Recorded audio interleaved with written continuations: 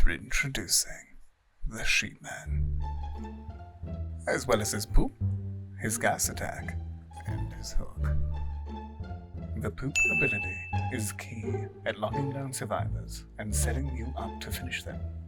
It slows survivors just a little, but props will nearly stop in their tracks at a near 30% value when in contact with poop smoke.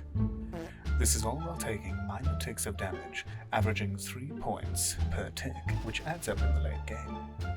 Placement of your poops is paramount to success, as it has an unforgiving cooldown of 30 seconds after each use.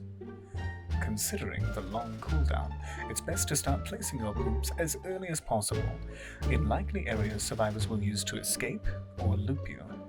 I wouldn't recommend leaving poops right on top of generators until late game, when they can be used to identify where exactly the last 1 or 2 survivors may be. Early game, your focus should be trapping narrow passageways and loops survivors will take during the chase.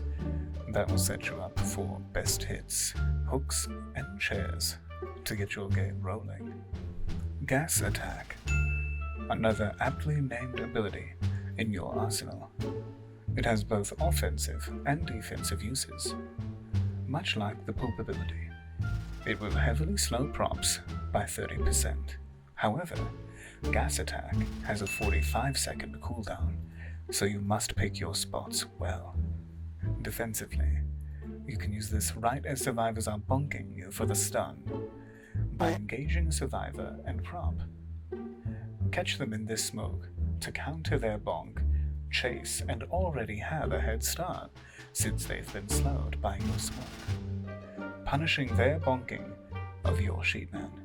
On the offense, however, Gas Attack shines the most in your search for an elusive survivor and their prop. When you have that itch that someone's in the room with you and you just can't find them, pop your Gas Attack for a total of 5 seconds, quickly running along hiding spots to locate them with a tick of damage. Hook is probably what most people think of when considering Sheetman. His hook has a small hitbox to snatch survivors and pull them near, which means the bigger the target, the more likely you are to land a successful hook. When you've thrown your hook, it will slow you quite harshly until the hook is returned to your hand. This is why you should not spam a hook at smaller props and targets who have a high likelihood of dodging and gaining even more distance on you in chase. With your map set up having a few poop traps scattered cleverly about, survivors and their props chance getting slowed by them for now an easier hook shot. They may even feel encouraged to transform back into human form to attempt sprinting out of the smoke, but as a human, survivors have a more predictable movement and a modest hitbox. A few last tricks I would consider vital in playing Sheetman. His poop traps can in fact be thrown directly at survivors while in chase. They can be thrown at some speed and with practice can catch an evading prop off guard for a damaging slow. I would only recommend leaving his poop traps at the foot of a generator, either when it's near completion and you know survivors are hiding nearby and wish to bait them out and guard it, or if you're down to the last 3 generators and need to maintain an aggressive but selective presence.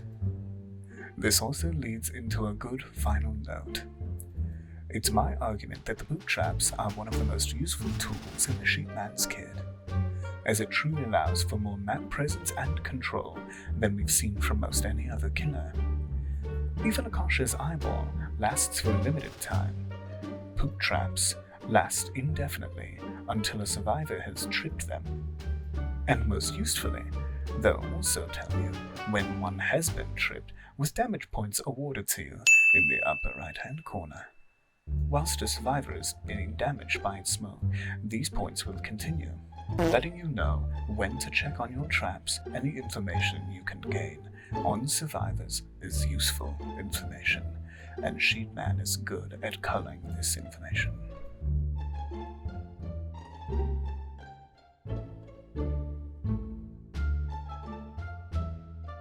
Thank you all so much for watching my goofy, chaotic self.